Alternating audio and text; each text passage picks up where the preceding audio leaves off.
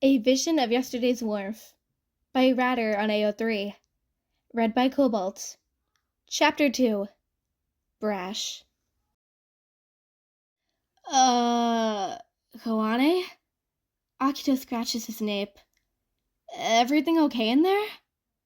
The porta potty stands there, motionless, and Akito doesn't even know why he pays attention to that factor, because it's not like that hunk of junk is going to spontaneously generate 2 legs and then waddle away with Kohane inside of it.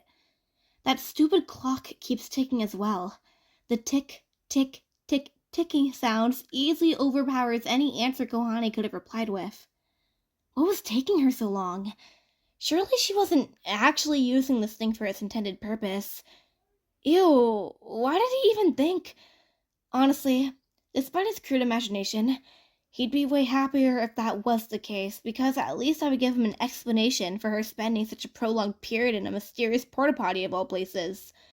Kohane wasn't the type to pull any pranks, and it'd be especially out of character for her to do after appearing so frazzled before she went inside. Suddenly, it's him who wants nothing more but to leave this alleyway, and it's kind of stupid of him, because he's the one who got them into this situation, and it's him who didn't want to involve any adults. If he'd learned anything from the truth bomb that Ken and Taiga had dropped onto them, it was that he more or so found it a little difficult to trust anyone older than 21. If he forces himself to be truthful to the other inner workings of his head, then he truly is breaking a sweat, wondering if something more sinister could have happened to Kohane inside of that thing.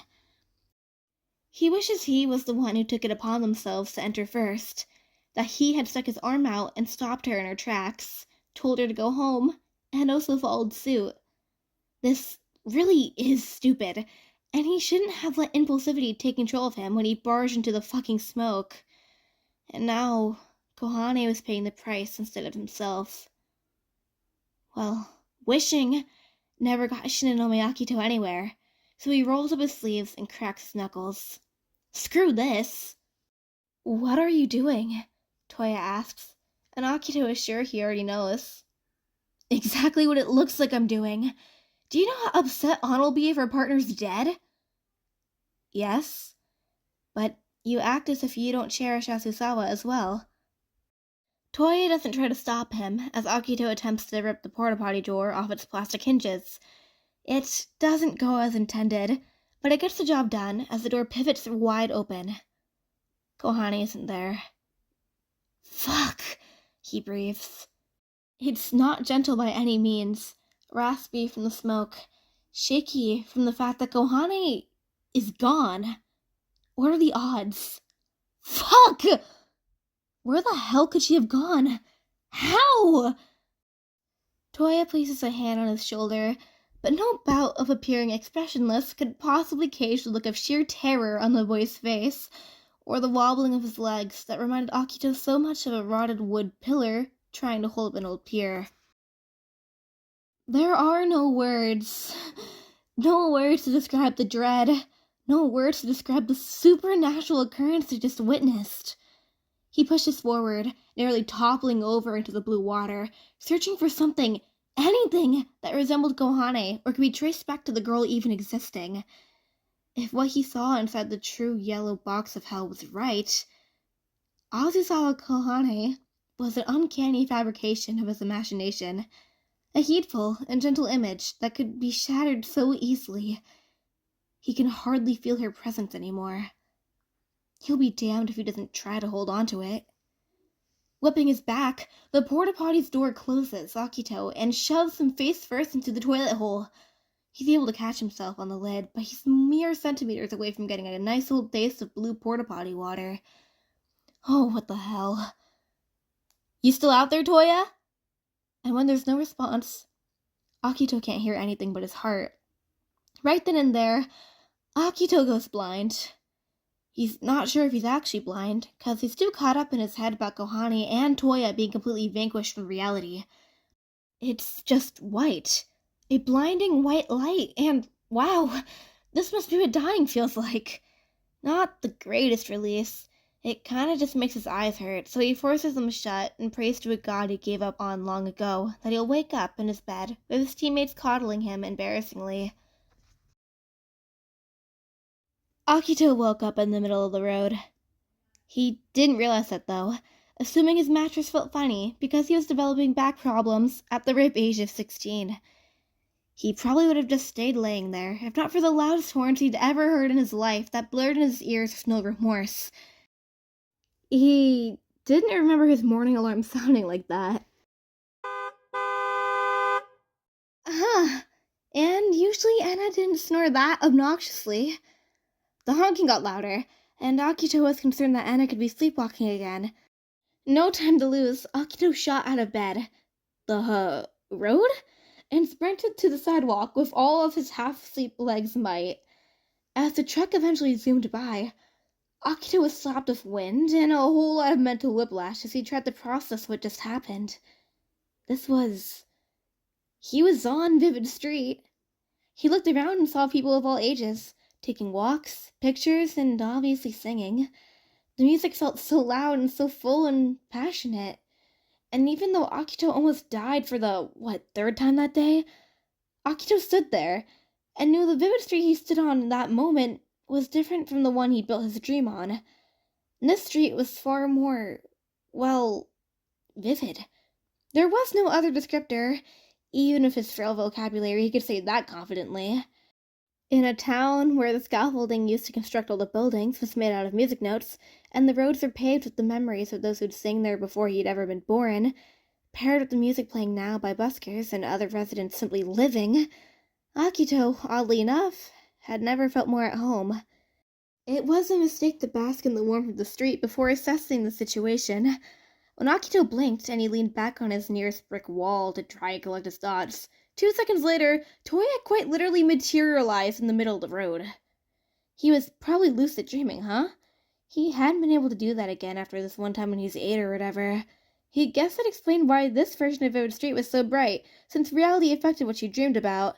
It probably symbolized how Kohane had sleepily yapped for ages about how bright their future was going to be as long as Vivid Bat Squad was a team. He remembered feeling pride. And also that you were pretty much able to control what happened in lucid dreams, so he snapped his fingers, expecting for the Touya on the road to teleport to his side. It didn't work, so Akito took it upon himself to go fetch Touya from active traffic. Whatever. Maybe magic snaps don't work here. Touya, Akito said, stepping onto the road. He held his hand out for his partner to take, but he kind of just stared at Akito like a madman. Huh. Touya reached to scratch his head, but that happened to be the arm that Akito grabbed onto, and used to drag him to the sidewalk. His lucid dream came with a free Touya, too? Man, maybe he could excuse that trick for almost killing him. This is one hell of a dream I'm having. Akito stared intently at the glowing street, thinking of all the things he could do now. How? What the? Touya, why'd you do that? Touya removed his fingers from Akito's skin. The surprised pinch stung like a bee sting. Curse Touya for actually taking care of his nails. Akito, you aren't dreaming. Completely deadpan. Do you see Azusawa anywhere around here? It all came back in a way that made Akito's skin tighten around his bones. The buildings around all cave in on him, and his stomach twisted into a knot. Kohane. He grabbed into his shirt, balling it into his fist. Kohane, who had gone into a smoke-ridden alleyway with him and Touya. Kohane, who had gone into a fucking porta potty and disappeared without a trace. And himself, who had also gone inside, and now he presumed he was suffering the same fate Kohane had in a, parallel universe? Okay, what the hell was even happening? She's here with us? Akito, I don't want you acting brash, Touya said in a clipped tone. We have no time to lose. I never said we did, Akito exasperated. You're upset with me, aren't you? Touya averted his eyes away, and then at the ground. Promise me that you won't be brash, Akito. That was all he said, and it made Akito duck his head. Now that he thought about it, Kohane was right. They should have gotten an adult, but Akito wanted to be a leader in that awful moment, and now... I promise, Akito said without hesitation. Look me in the eyes and say it. Jeez, dude. Akito wanted to laugh at how serious Touya looked. fiercely staring at him like he'd murder him if he said the wrong answer. This wasn't the place to waste time, was it? You really don't believe me, huh? Touya sighed heavily, his old man sigh that made him sound so much wiser and older than Akito could ever dare to be, and that made Touya feel almost omniscient at times, and, man, Akito was lucky to have a partner who was actually tactful. However, this time, Touya didn't seem chiding. He sounded somber.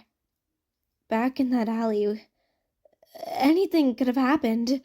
You could have suffocated because you decided to push back all the smoke by yourself. Akito, Azusawa and I thought you were dead. I'm sorry. He swallowed back the words that he usually added onto his apologies. I wasn't thinking, okay? Because you obviously hadn't been, and it sounded like a lame excuse. Touya nodded expectantly. He looked back up at Touya. He looked at his eyes as his partner had requested. I promise not to be brash, Akito said after a prolonged silence. His gaze lingered on his eyes. The gray that was usually so devoid of color seemed to echo the world around them. Akito was pulled in by the pink sky and the golden sun that seemingly ricocheted off the buildings all around. Regardless, the words came out smooth and sincere. It was a promise to Touya, but also himself. At the same time, it was an oath to Kohane. They were going to find her. Toya's eyes crinkled slightly as his lips quirked up. Thank you. Now, they had to find Kohane and somehow get away out of this parallel universe. However that worked. Looking for Azusawa will get us nowhere, Touya said, as if he had read Akito's mind. He probably did, knowing how Touya read him, like he read those mystery books at his leisure. Only difference now was that there was no mystery anymore. How could there be when he knew Akito, like he could put a magnifying glass up to his brain and find the problem with no clues to guide him? How Touya was able to stay so on topic in a time like this was beyond Akito's understanding. So we should go around and ask, Akito suggested, bouncing off of Touya with ease. Touya nodded. They need to focus on finding their lost teammate. Anything else can wait until after. The first 3 people they asked were no help. Supposedly, they had never heard of a girl named Kohane in their lives, and remarked about how outlandish that name was in these parts. He remembered Kohane telling one of her father's stories to him, about how her name baffled her grandparents and cousins who lived in Canada. She admitted it was a strange spelling, since it was built purely out of hiragana, but she wouldn't trade it for the world. Akito's stomach twisted. He missed her voice already. Blonde hair, well, kind of ashy. She wears pigtails. Akito felt pathetic, hopelessly doing random gesticulations to get his point across. Chubby cheeks, has a baseball cap.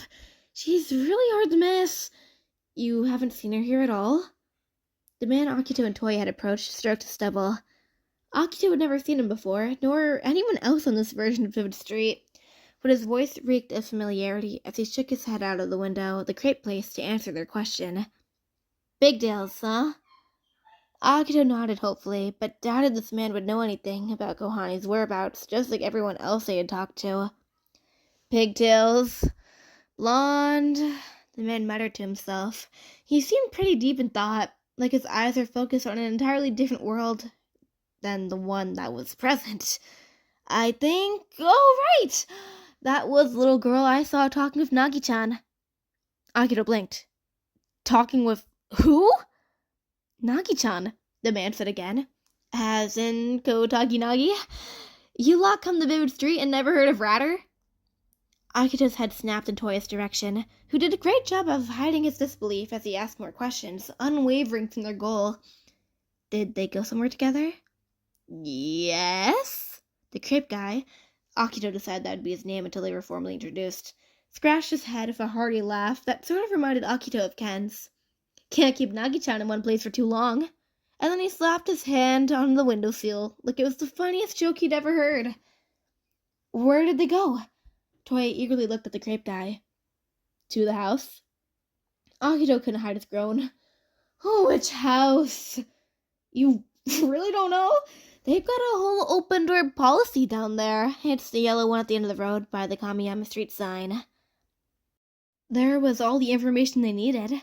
The two boys thanked the crepe guy and walked away. Now they knew where Kohane may have been, but... Nagi-san is here? Touya sputtered out. It seemed that along with the golden sun, the composure Touya had seconds ago also completely sunk. Akito sighed. None of this is making any sense. Unless... Unless? Toya's eyes brightened with possibility. The Porta Potty brought us back in time. Time travel is impossible, Akito said, because it wasn't.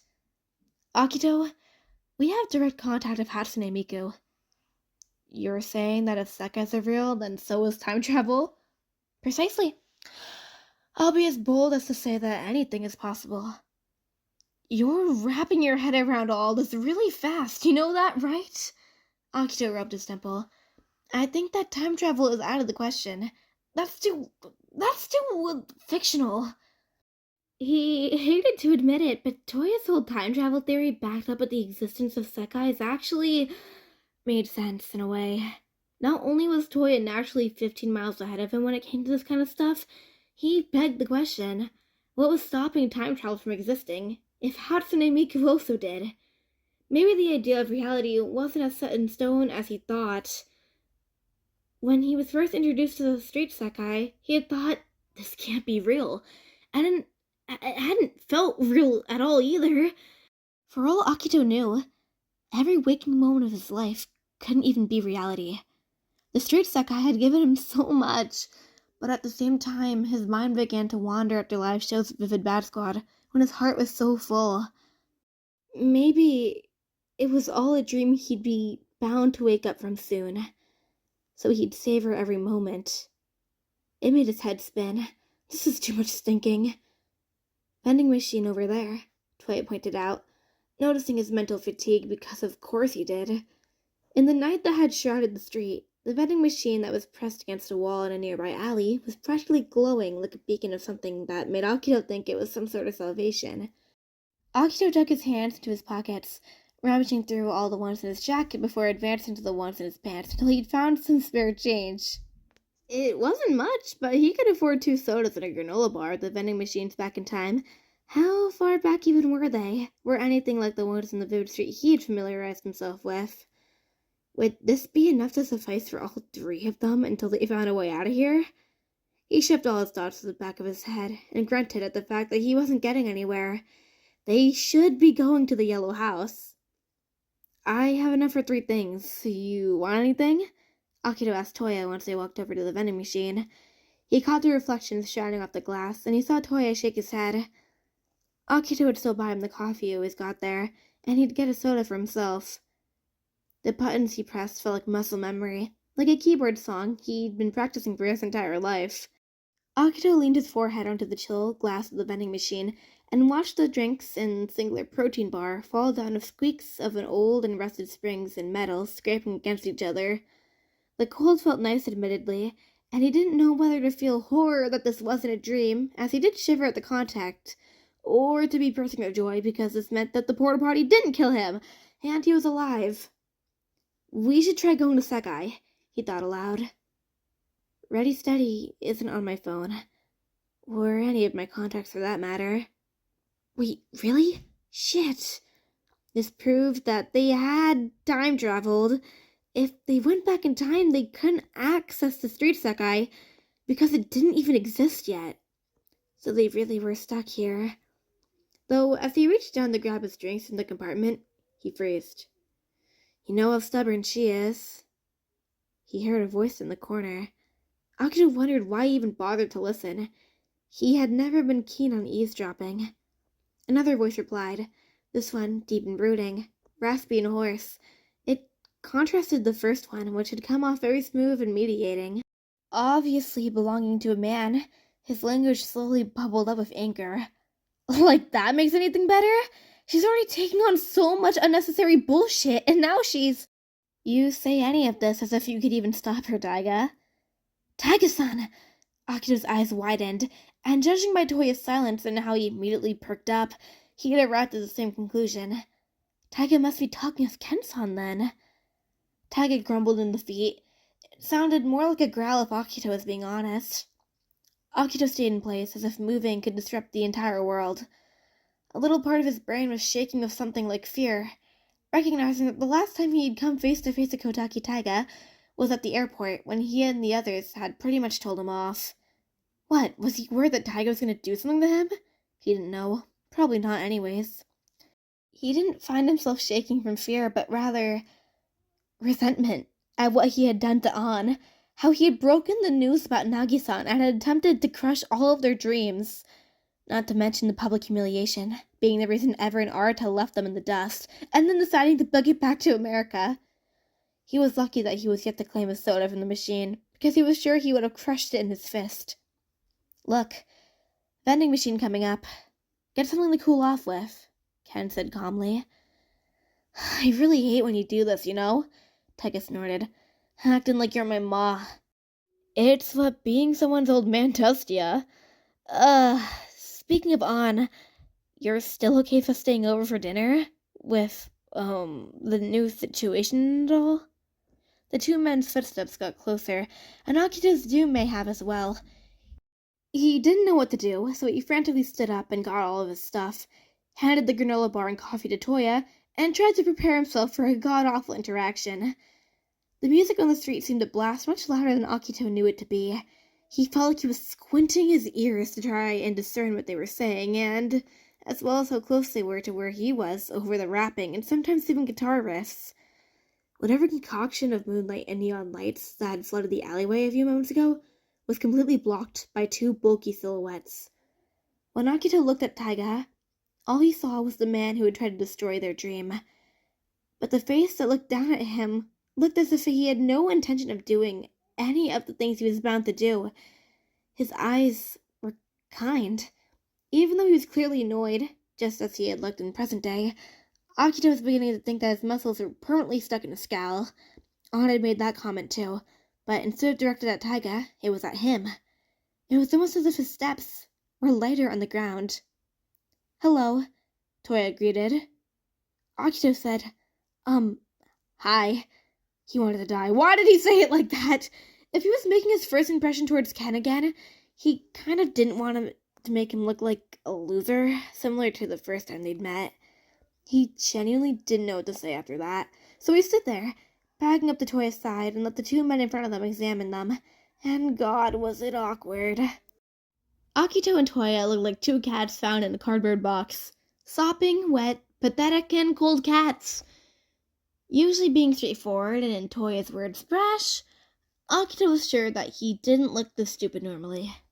Touya bowed, and in a complete act of hypocrisy, he asked Ken and Taiga, by any chance, are you welcoming more children inside of your home?